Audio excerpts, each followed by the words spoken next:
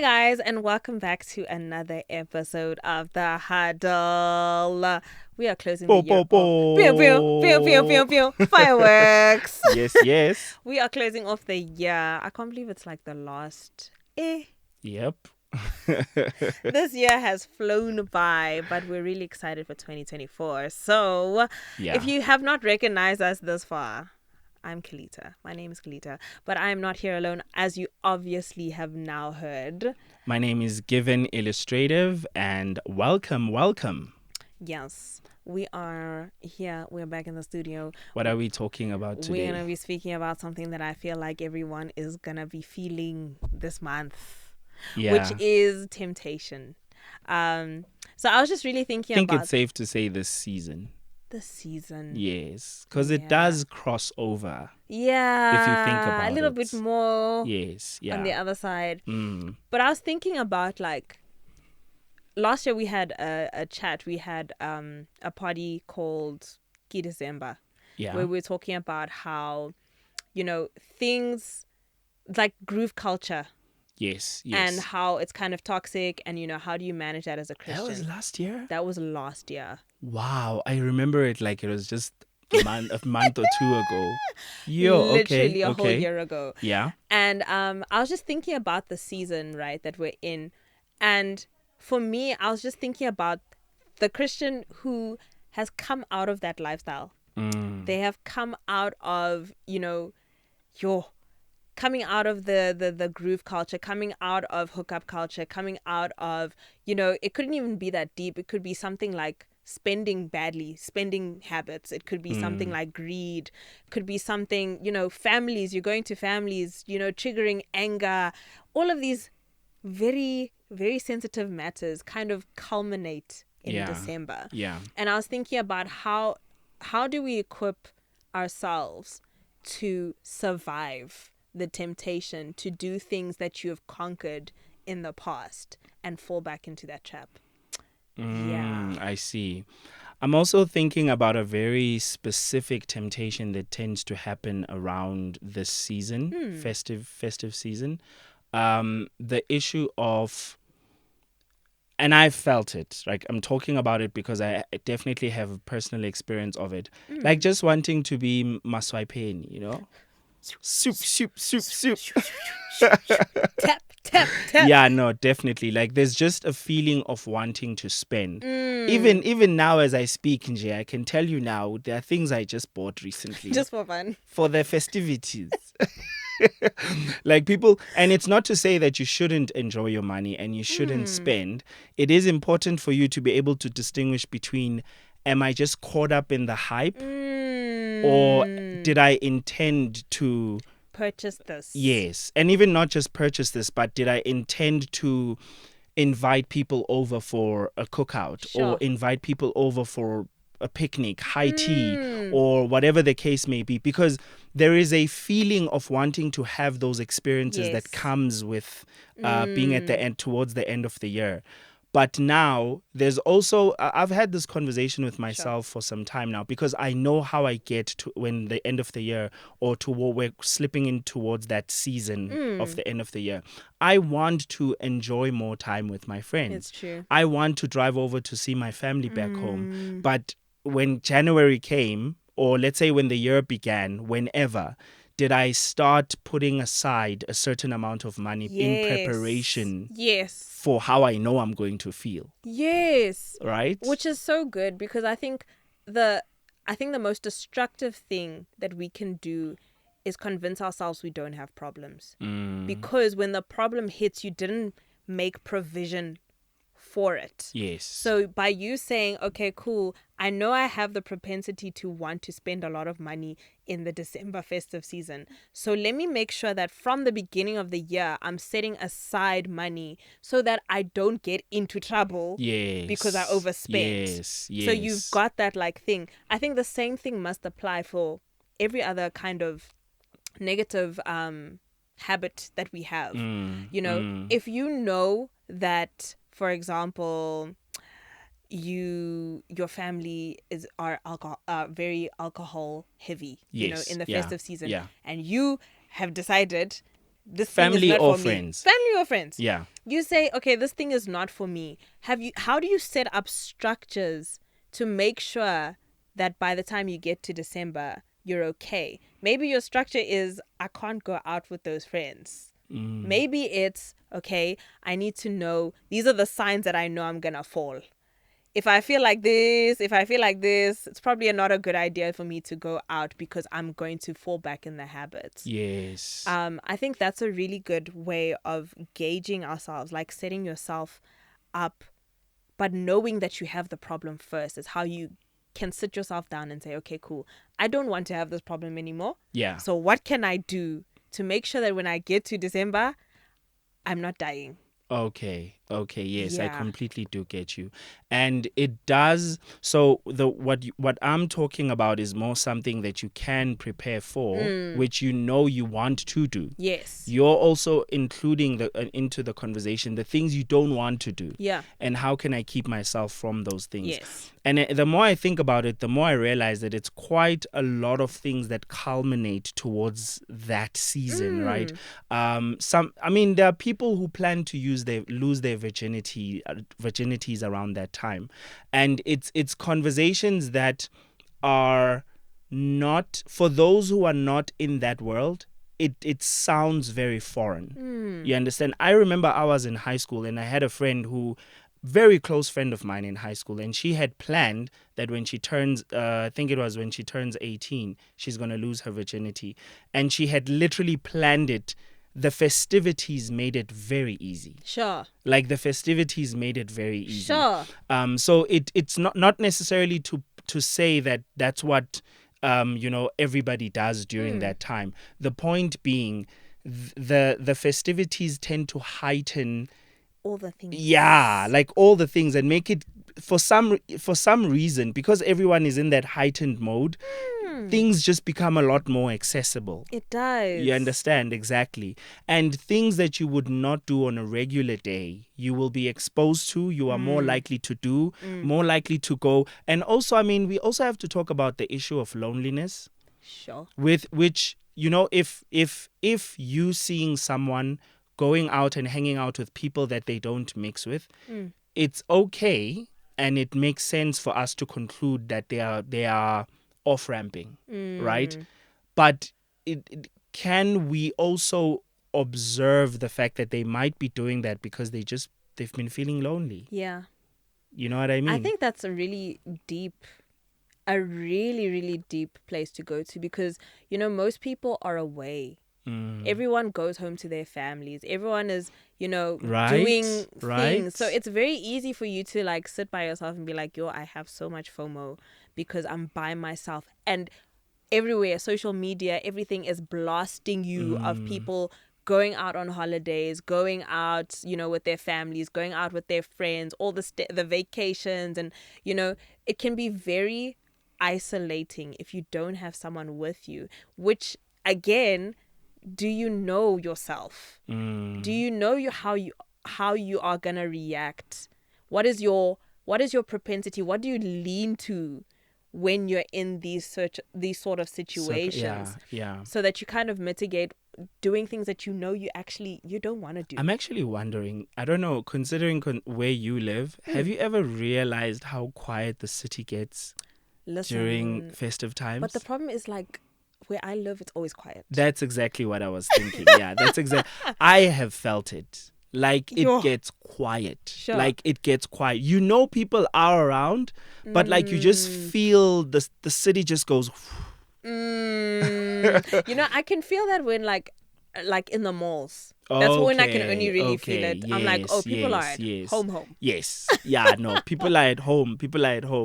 And I think the combination of, being in the reality of people being at home, number one, no one's around, so logically you would think things are calmer, you're not tempted to do much, right? You would think so.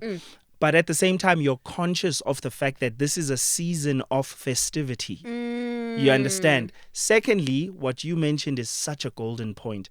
The fact that social media, the second you turn it on, you'll see a video of someone laughing with their family, Yeah. cooking with their family, and you'll see someone somewhere on holiday on a boat cruise. And we take for granted the extent to which that makes us feel like we Yeah. don't have. Yeah. We really take for granted. Yeah. Right? But then again, you like, the thing is, it's really interesting. You can know that this thing is causing me to feel a certain way. It's causing me to slip back in old habits, maybe. Yes. It's causing me to feel lonely. What. But you know what? Like, you don't want to get off because what do you mean by get off? You don't want to get off social media. Okay. Imagine saying, okay, now it's me saying, now that you feel this way because you're seeing things, you must fast your social media. Okay. Like, I don't know. Like, maybe it's just me. I feel like sometimes I struggle with wanting to have a balance of things that I know can put me off, but I don't want. Yes, but I don't want to cut it out. For example, I use it like this way. It's also a temptation in festive season to eat more than we need to eat. But yes, yo. This season, yeah. But for example, I know I really love sweet food. Yes. I can't say no. I can't. I know that I really like carbs, right? Mm-hmm. Like that, your potatoes, rice, anything, give me carbs, I'm there. But at the same time, like, if I'm trying to manage my weight, mm-hmm. I don't ever want to come to a place where I say I'm cutting out carbs because I don't think that's healthy. Okay. I want to be able to be in a position where I can have the nice things and know how to control them. I understand you completely. And I feel like that's something that I personally struggle with. I'm pretty sure someone else struggles with that. How do you balance when it's showing you flames, but you don't want to cut it out completely?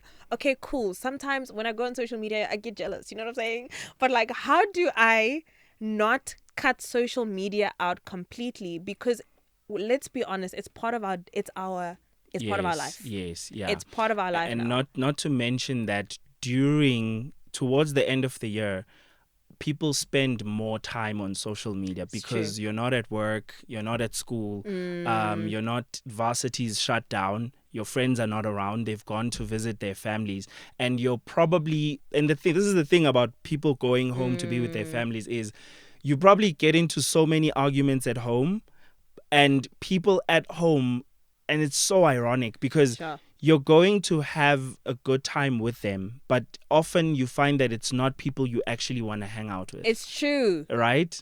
So therefore you spend a lot of time on your social media. We're covering so much and it's all relevant because literally now we're talking about the fact that festivities put you on social media more. Yeah. You understand what I mean? That's crazy. Yeah, I have to also touch on the fact that I do absolutely agree with you that discipline is better in a lot of cases. In fact, I'd argue in most instances, it's better for you to learn self-control than to unplug altogether. And sadly, particularly in the digital world, and you and I were talking about wanting to get into programming and coding. It is a passion of mine to get into that space where I can build things that help people alleviate their certain online or digital distractions or addictions, right? It is a passion of mine. And I'm very disappointed at how there are so many things that are such impressive technologies, but there's nothing that's been invented that you can just press a button and it just keeps helps you manage your social media. And I understand that there are things that can be used. There are focus apps, even browsers themselves have focus modes. Those things work for some people. Yeah. Some of us, it's not doing the things. No. It's not doing the things at all. But to answer your question, and I also just to add on to the point you were saying about not completely cutting yourself off, you might be building I'm just talking in terms of practically, this can apply to many things. You might be building a business that requires you to be on social media. You understand what I mean? And remember, let's also remember the fact that social media does have people who are actually helping you achieve. Yes. Like, for example, you do fitness. You might be following someone who encourages you to go to gym. Yes. Skip. You understand what I mean?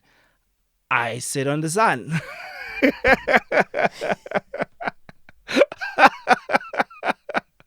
Skipping rope. So I might want to watch someone. Where are your weights? Yeah. My daughter's my weight. Oh man. Right. So I completely do understand you, and I do agree with you. I've heard a lot, particularly within the Christian community, we like to preach it's called going cold turkey. Sure. You know, that would be like, instead of going to a pool and then putting your feet first and just brushing the water, just jump in. And that's basically just letting go of any distraction, of anything that's derailing you from your relationship with God, anything that you can feel is just unhealthy. Sure. You go cold turkey. Sure. And I wonder, what would God prefer? To have disciplined sons and daughters who can say, I'm going onto social media for this long. And I'm coming off. And I'm coming off. And I'm going for this content. And I'm coming off. You understand what I mean? I wonder if he'd prefer that, or he just prefers to not be there. I think that discipline is what he would want from us. I'm thinking about how one of the fruits of the Holy Spirit is self-control. And I feel, okay, so I'll say it from going back to the food thing. Yes.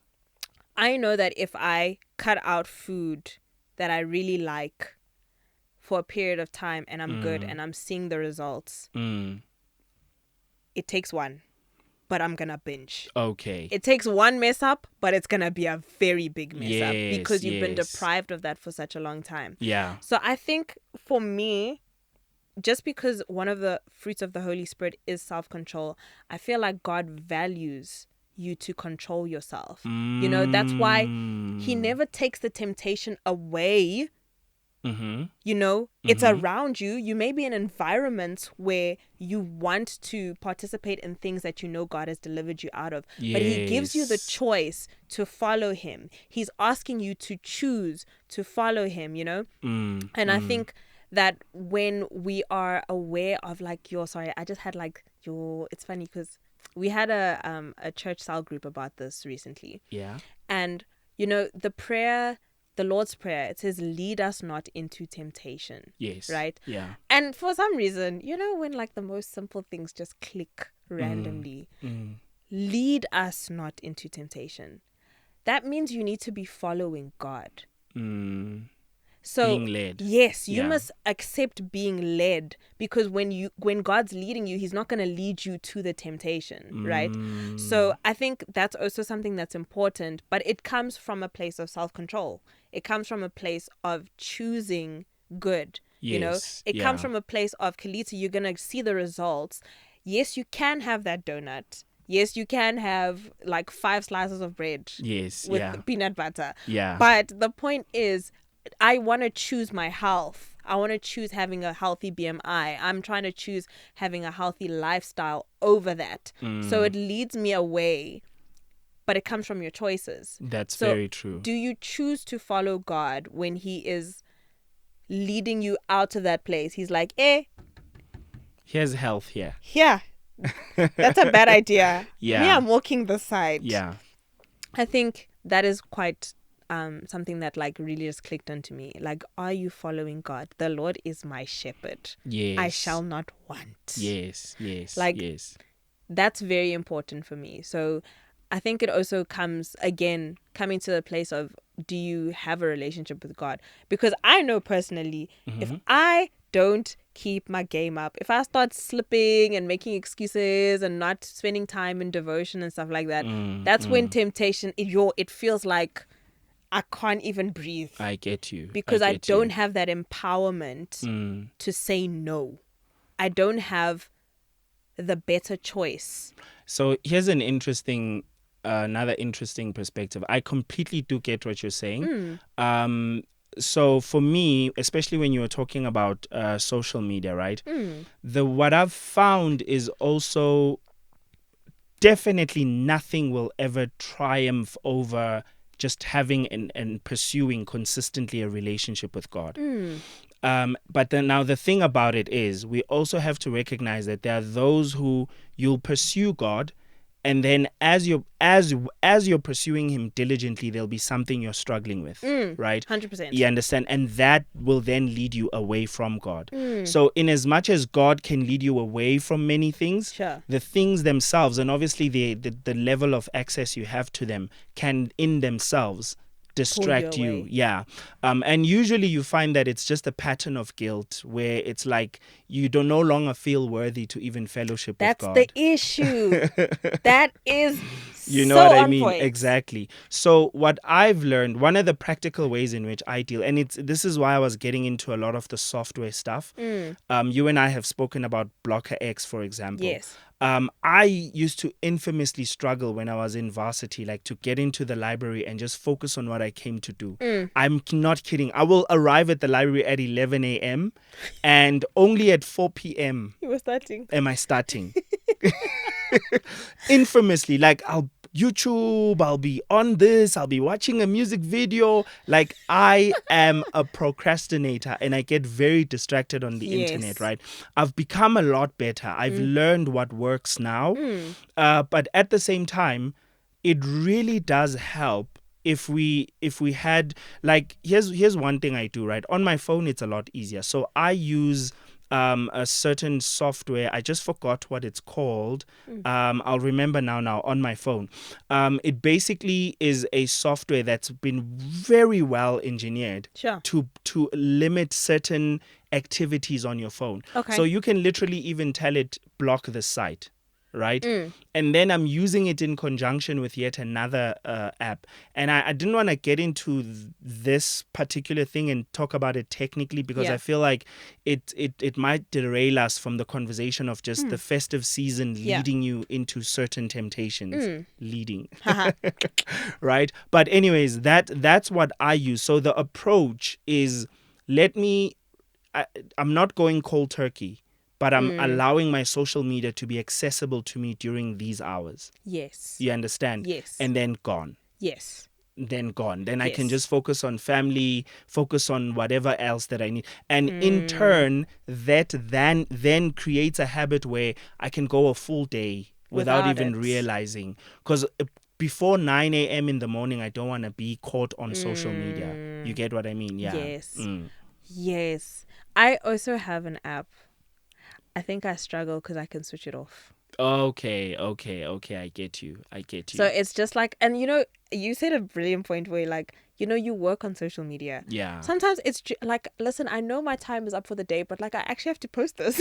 Like I actually have to post this. Is this. definitely a separate conversation that we probably need to have time on. Probably. Yes. But yeah, it's that discipline and like, the discipline and making sure that you choose to do the things. Yeah, you see the second app I was talking about that I use in conjunction. It's unfortunate because that app in itself is not being paid attention to. It blocks other apps and then it has a code, right? So let me make an example for you. Let's say for me here, it's very easy because I can lock that app and leave the password here at the office.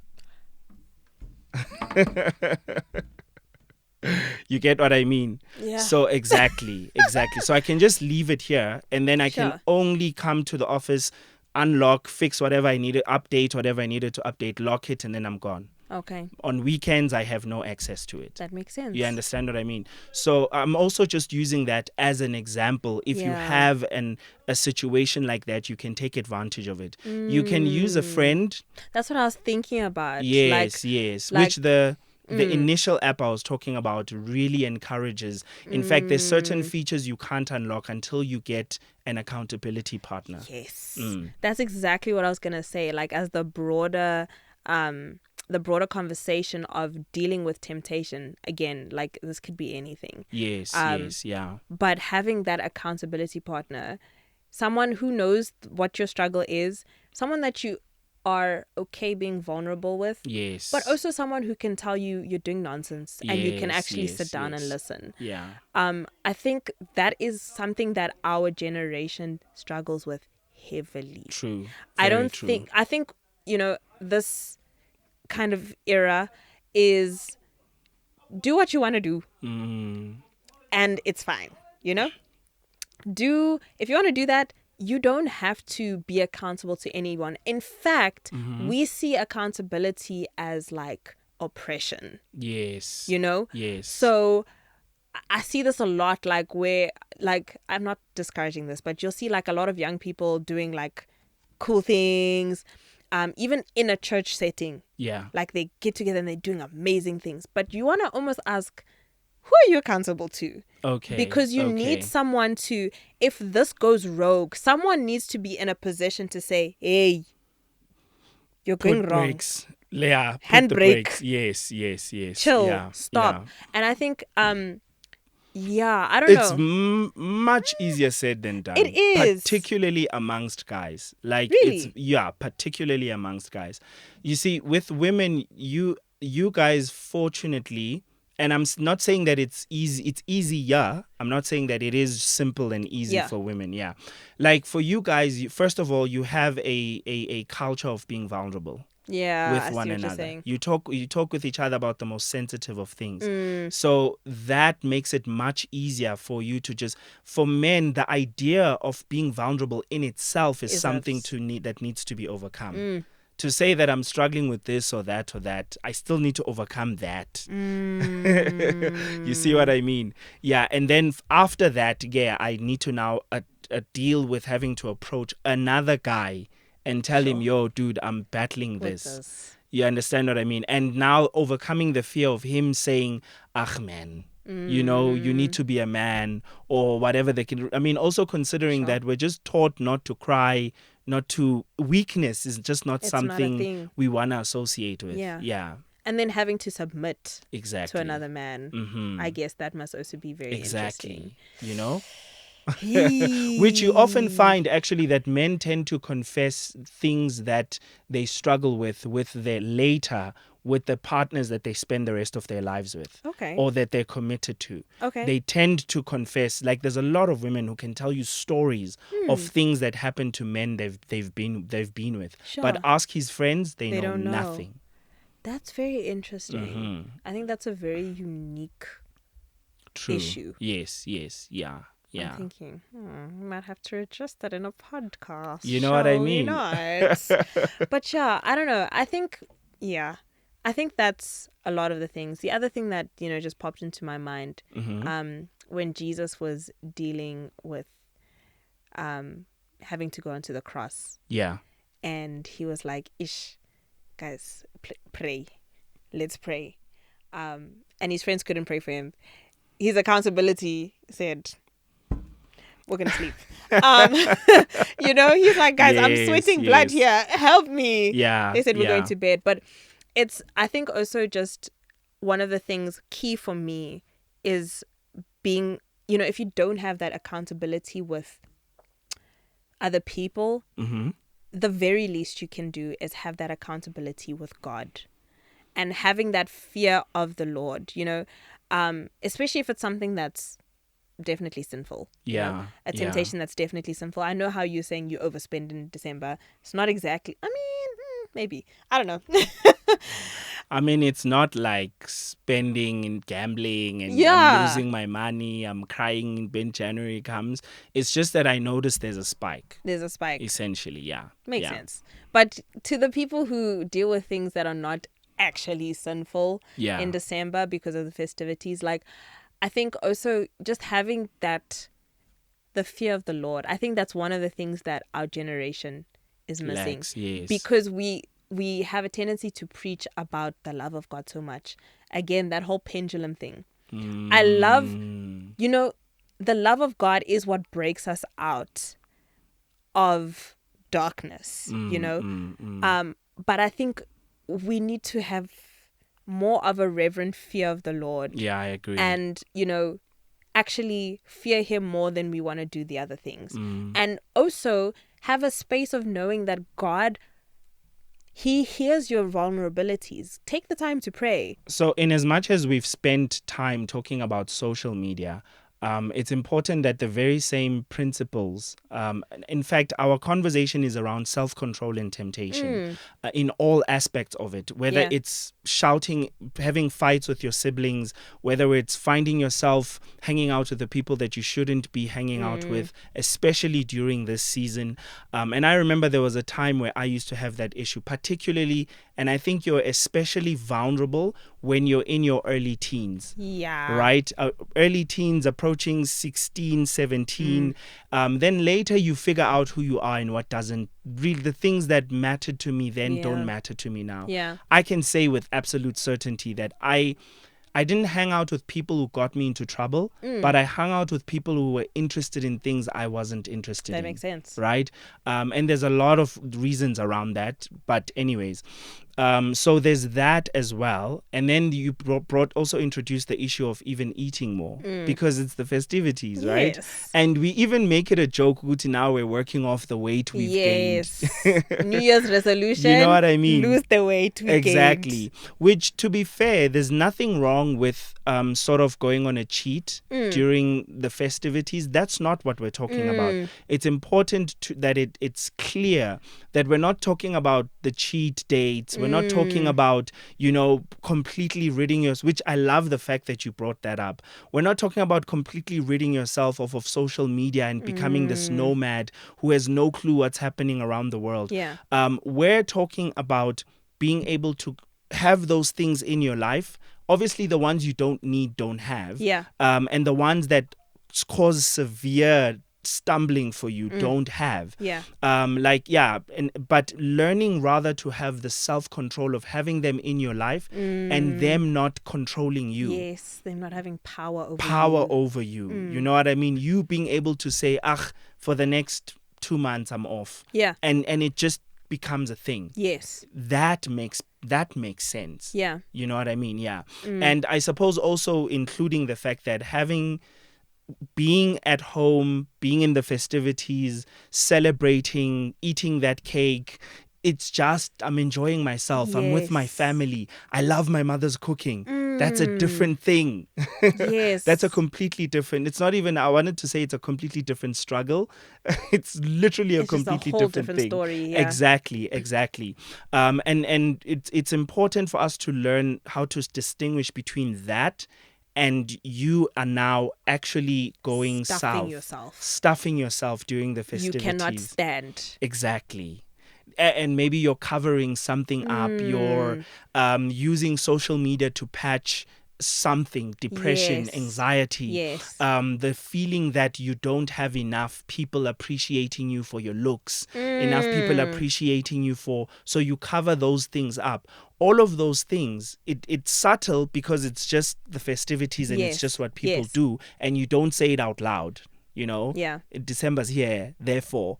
It's gonna happen. Exactly. So it's very, very subtle, but it's important for you to distinguish that you're either on this side or on this side. And I don't mean to put you on a side or to make this right and left. Yes. But it's just a matter of the power of discernment has to do with there's this and then there's this. Yes. Essentially. Yeah. Yes. Yeah.